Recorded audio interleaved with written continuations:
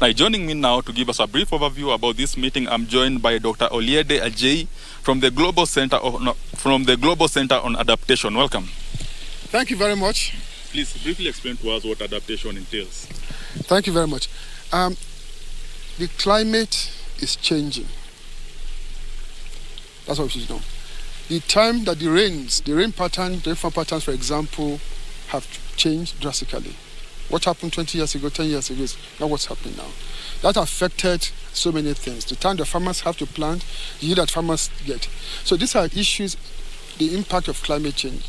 But then adaptation is how do we support people to respond, to cope with the changing climate. The climate is changing, and we have to change, or climate will change us. So we better change before the climate changes us.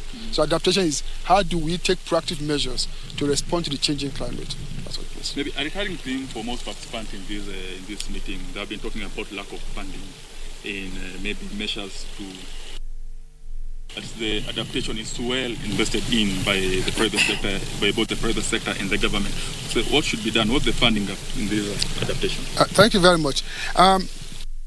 The one I work for, the Global Center on Adaptation, produces every year what we call the State and Trends on Adaptation. It was produced in 2021, 2022. And one of the key findings of this study, which is actually led by GCA, but with so many institutions across the globe, shows that the cost of action, if you want to work on adaptation to help the African continent to be adapted to climate change, is estimated to be $15 billion per annum for the whole continent.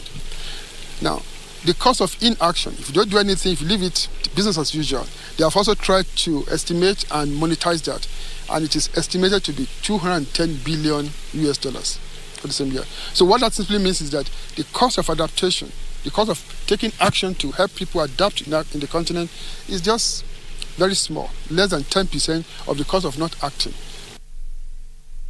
210 billion shillings. Where will you lose this money? What are the key $210 sectors? billion. Where are the key sectors that we might lose a lot of money investing in adoption? Climate no longer just it's a developmental issue. A lot of farmers will lose because, because of hunger, because of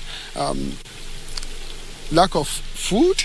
We know what this means. And somebody said just this past few days, he said, climate change is stealing food from the table of the farmer. So you lose in terms of agricultural sector.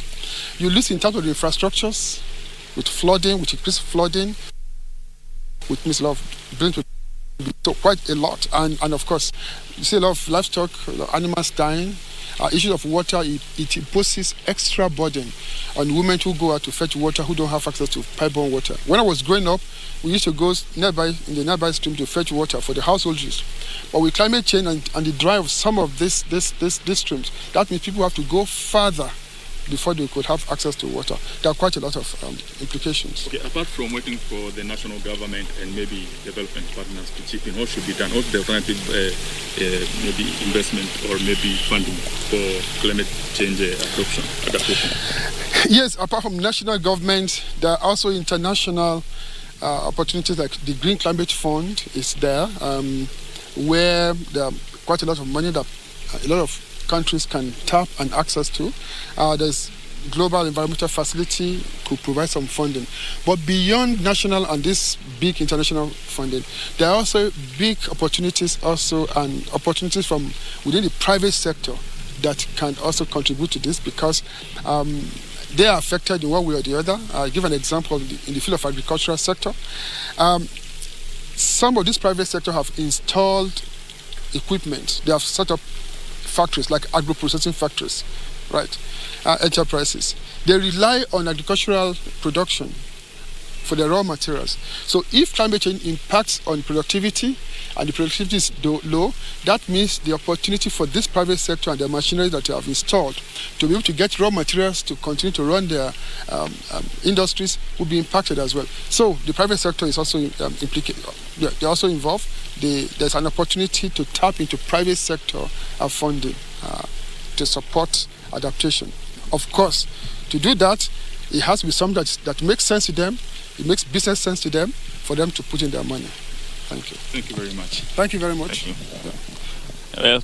Before I leave, I have to tell you that Kenya is among 18 countries that are listed to receive 25 billion shillings to mitigate against the effects of climate change. Well, we'll be briefing you about the happenings and the resolutions of this meeting once it's concluded in our subsequent bulletins. Back to you. And we are looking forward to that. Benson Rioba live from the University of Nairobi Kabete campus, the Wangari Maathai Institute there. They are talking about climate financing. 1.5, slightly over 1.5 trillion shillings, Kenya shillings, that is being given to Africa to mitigate climate change. Africa being one of the least polluters of climate and environment when we come to the global scene.